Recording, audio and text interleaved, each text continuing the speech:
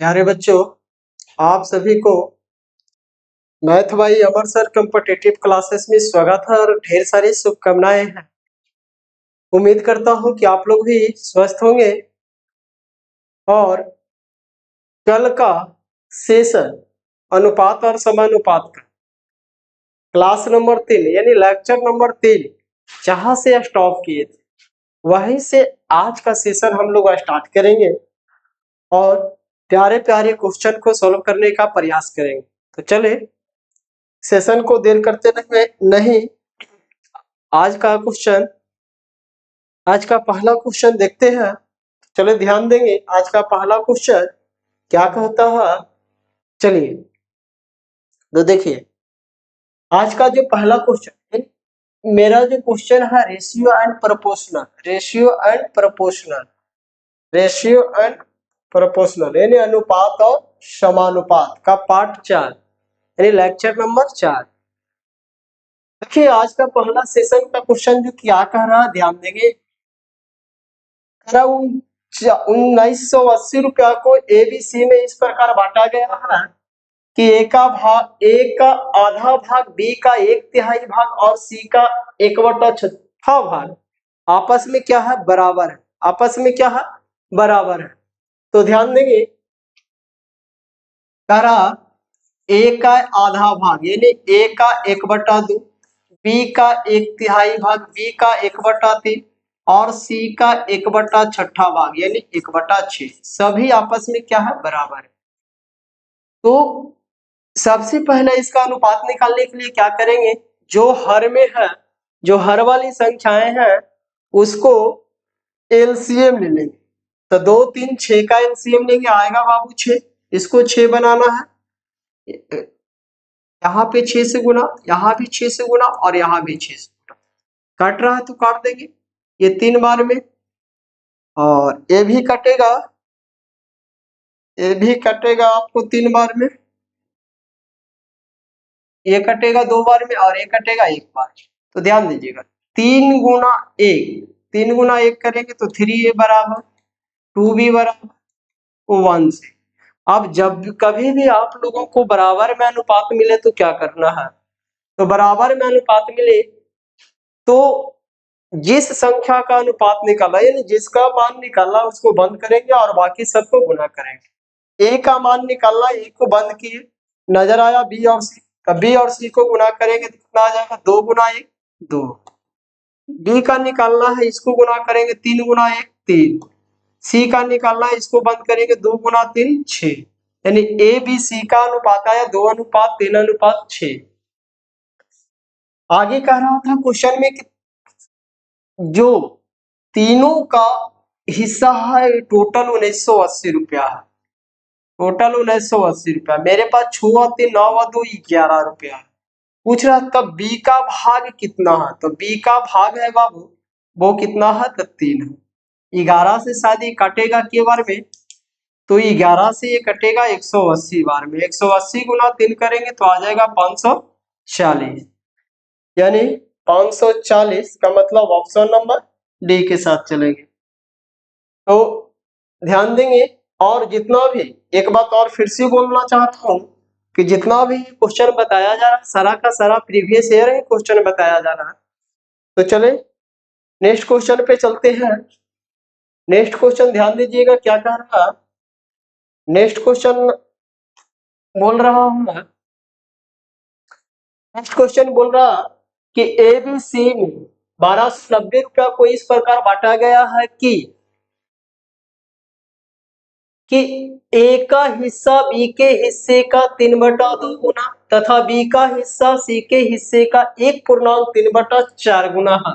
तो ए का हिस्सा कितना, देखिए बहुत प्यारा सा क्वेश्चन है और चले इसको बनाने का प्रयास करेंगे। ध्यान दीजिएगा करा ए का हिस्सा बी के हिस्से का, ए का हिस्सा बी के हिस्से का 3/2 गुना आ लगा है बी में, यानी ए अनुपात बी बराबर बाबू कितना आ जाएगा 3:2।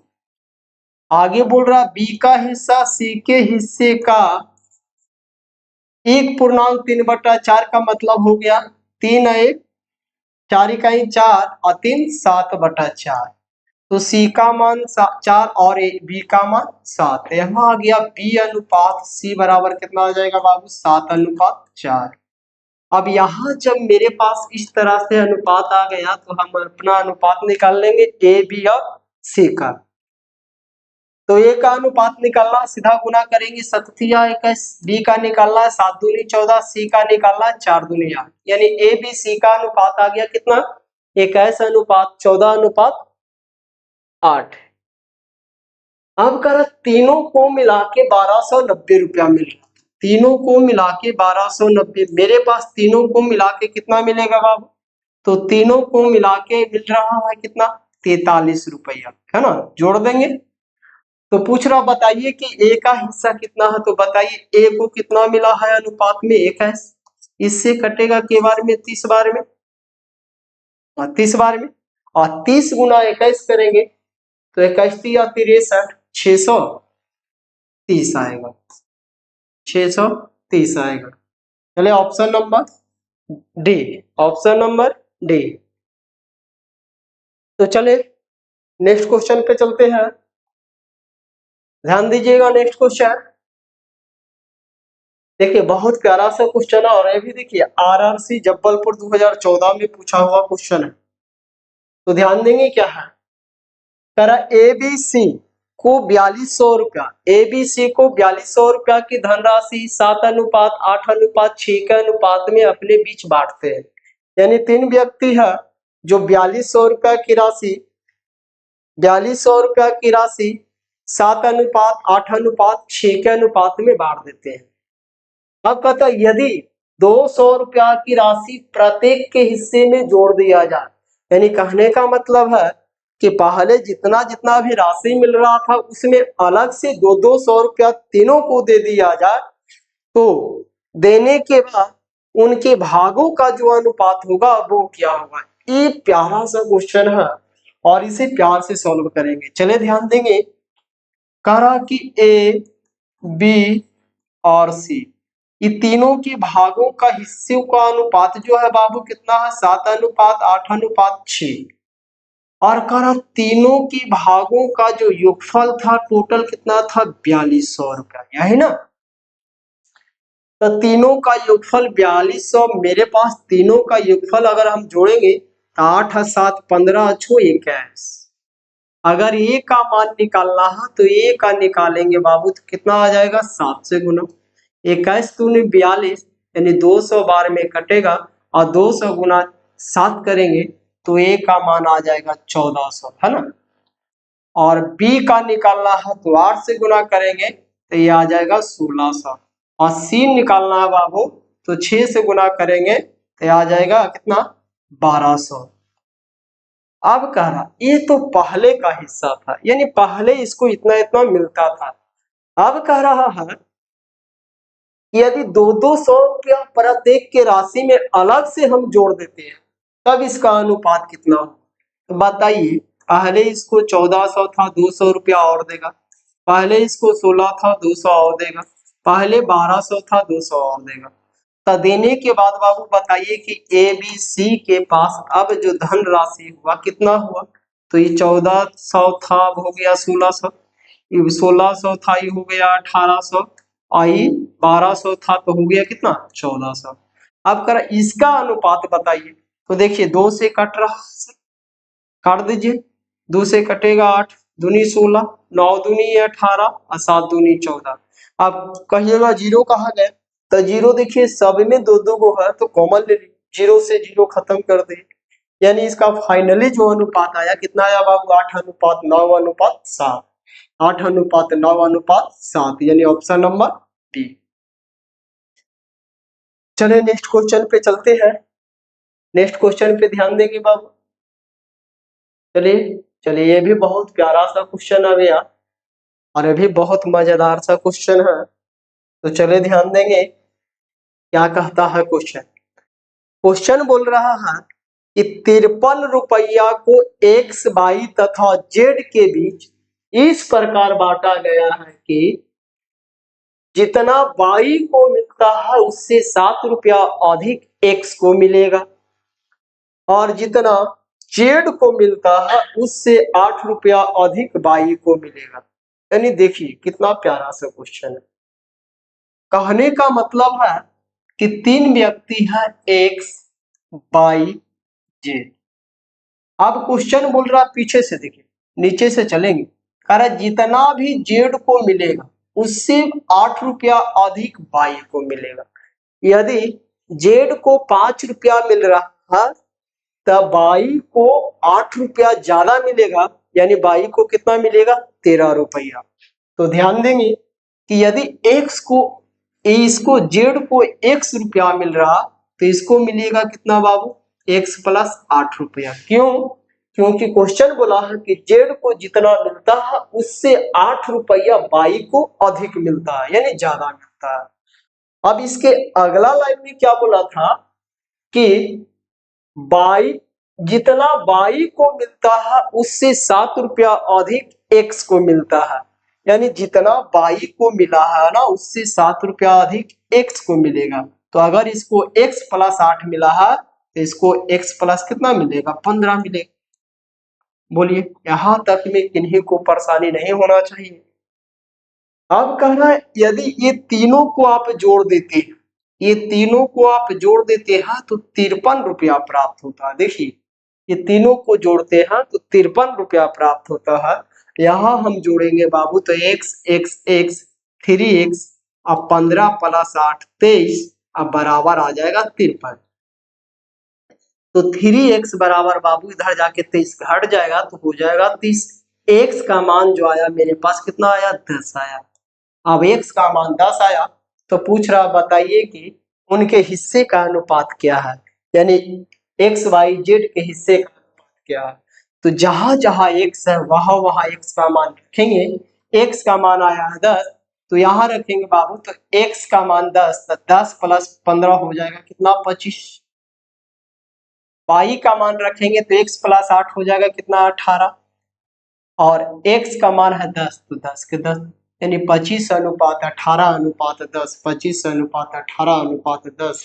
ऑप्शन नंबर किस में है? ऑप्शन नंबर किस में है? बी में है। देखिए ऑप्शन नंबर 18 25 10 है सी में भी है, लेकिन थोड़ा सा चेंजिंग कर दिया, पहले 18 फिर 25 फिर 10 दिया, तो ये सब मिलाते हुए चलेंगे, अन्यथा क्वेश्चन बनाएंगे सही ऑप्शन की वजह से क्या होगा गलत होगा। तो चले नेक्स्ट क्वेश्चन पे चलते हैं। नेक्स्ट क्वेश्चन पे चलते हैं, ध्यान देंगे नेक्स्ट क्वेश्चन। नेक्स्ट क्वेश्चन क्या कह रहा है? नेक्स्ट क्वेश्चन भी बहुत प्यारा सा क्वेश्चन नजर आ रहा है, चले देखते हैं क्वेश्चन।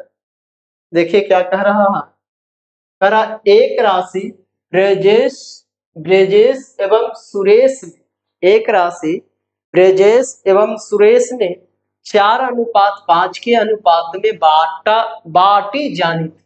देखिए बहुत प्यारा सा क्वेश्चन है, बहुत प्यारा सा क्वेश्चन है और इसमें उम्मीद करते हैं कि 80% लगभग 80% बच्चा कंफ्यूज हो जाएंगे। तो चलिए और आप लोगों को कंफ्यूज नहीं होना है, तो चले ध्यान देते हैं क्या करना है। कह रहा है कि एक राशि ब्रजेश एवं सुरेश में ब्रजेश एवं सुरेश में 4:5 के अनुपात में बांटी जानी थी, परंतु 5:6 में बांटी गई।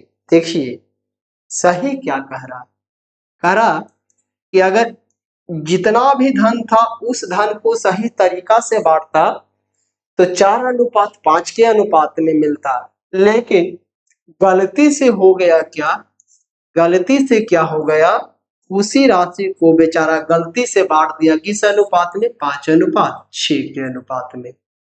तो कह रहा यदि इस प्रकार ब्रजेश को 6 रुपया का लाभ हुआ तो वह राशि कितनी थी, यानी जो राशि बांटा जा रहा था, जितना राशि था मेरे पास उस राशि को बोल रहा कि वो राशि कितना था।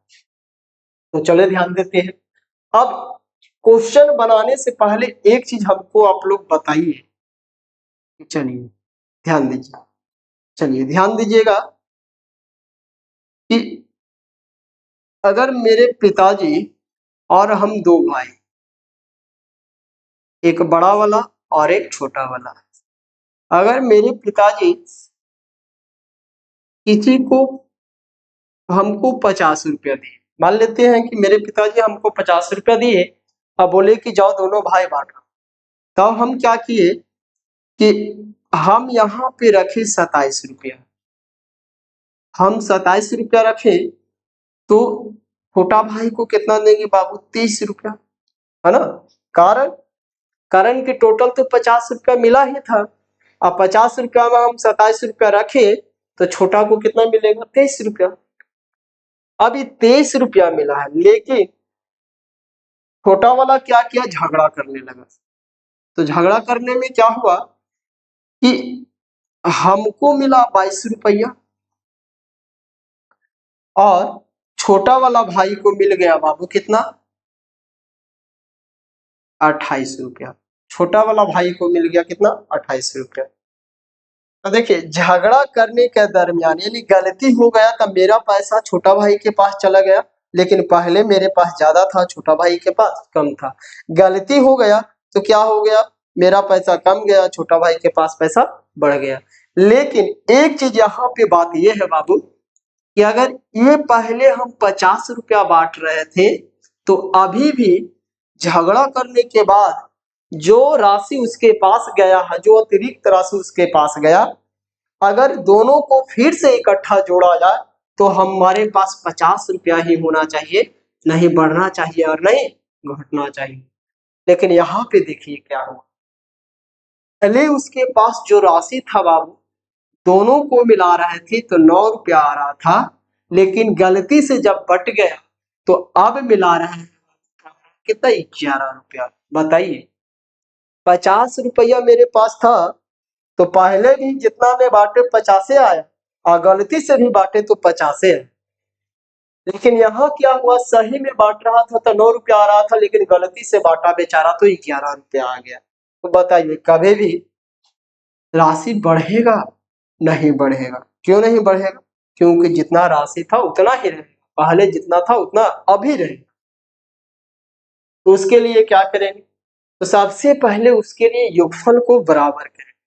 और योगफल बराबर करने के लिए बाबू दोनों का योगफल का एलसीएम क्या लेंगे, एलसीएम। तो बताइए, या फिर कह सकते हैं कि ऊपर का योगफल से नीचे गुना, नीचे का योगफल से ऊपर गुना, ये भी काम कर सकते हैं, लेकिन एलसीएम ले लीजिए, ज्यादा बेहतर होगा। तो 11 और 9 का जो एलसीएम आएगा बाबू 99। यहाँ पे 99 बनाना 11 से गुना, यहाँ 99 बनाना 9 से गुना। अगर आप इसमें 9 से गुना किए हैं तो यहाँ भी 9 से और यहाँ भी 9 से, इसमें 11 से गुना किए हैं तो यहाँ भी 11 से और यहाँ भी 11 से। अब देखिए दोनों राशि बराबर हो गए, कैसे, तो 11 नमा 99 और 11 नमा 99, पहले जितना राशि था उतना अभी है। लेकिन अब क्या हुआ, पहले ब्राजेश को कितना मिल रहा था, 11 चौके 44 रुपया, लेकिन अब ब्राजेश को कितना मिल रहा, 9 छक्का 9 पचे 45 रुपया। ये 9 है, ये 9 है, ये 9 है, 9 पचे 45 रुपया, यानी अब इसको मिल रहा है 45। तो के रुपया ज्यादा मिल रहा है, 1 रुपये। अब देखिए यहाँ पे सुरेश को पहले मिल रहा था 55 रुपया, लेकिन अब मिल रहा है 54 रुपया। के रुपया कम गया बेचारा के पास, 1 रुपया कम गया। क्वेश्चन में बोला है ब्रजेश को 6 रुपया का लाभ, ब्रजेश को 6 रुपया, मेरे पास 1 रुपया का लाभ। बोल रहा वो राशि कितना था, तो राशि का एलसीएम जो आया था कितना है, वही राशि हो गया। इसको गुना कर लेंगे बाबू, कितना आ जाएगा, तो 9 छक्के 54 और 9 छक्के 54, ऑप्शन में एक ही का इकाई अंक 54 है, तो यहाँ से मार के निकाल सकते हैं 594। तो ये भी बात को ध्यान दीजिए कि अगर इकाई अंक मिल रहा है तो ऑप्शन निकाल सकते हैं, और नहीं तो अगर दो में मिल रहा तो फिर गुना कर सकते हैं। तो ये सब बातों को ध्यान देते हुए आगे बढ़ेंगे। और चलिए अगला क्वेश्चन पे चलते हैं। तो ध्यान दीजिएगा अगला क्वेश्चन क्या कह रहा है। अगला क्वेश्चन कह रहा है, और ये भी क्वेश्चन बहुत प्यारा सा है, तो चलिए ध्यान देंगे। अगला क्वेश्चन है कि ए और बी के धन का अनुपात 4:5 तथा बी और सी के धन का अनुपात 2:3 है। अगर ए के पास 8 रुपया है तो सी के पास क्या। देखिए बहुत अच्छा सा क्वेश्चन है और बताया हुआ क्वेश्चन है। तो चलिए इसको बनाते हैं। चलिए ध्यान दीजिएगा, थोड़ा क्वेश्चन को बड़ा कर लेते हैं। देखिए तो ध्यान देंगे, कह रहा ए और बी के धन का अनुपात, ए और बी के धन का अनुपात 4:5 है, बी और सी के धन का अनुपात 2:3 है। अब यहाँ कह रहा कि ए बी और सी का जब अनुपात हम निकालेंगे तो ये आ जाएगा 8, ये आ जाएगा 10 और ये आ जाएगा 15। अब क्वेश्चन में आप बोल रहा है कि ए को 800 रुपया मिल रहा है, ए को 800 मिल रहा है। यहाँ देखिए ए को कितना मिल रहा है, 8 रुपया बोल रहा। तो बताइए कि सी के पास कितना था। तो सी के पास देखिए अनुपात में कितना है, 15। काट देंगे ना बाबू 100 वर्ग, और 100 गुना 15 करेंगे तो आएगा कितना, 1500। 1500 हो गया। चलिए नेक्स्ट क्वेश्चन पे चलते हैं,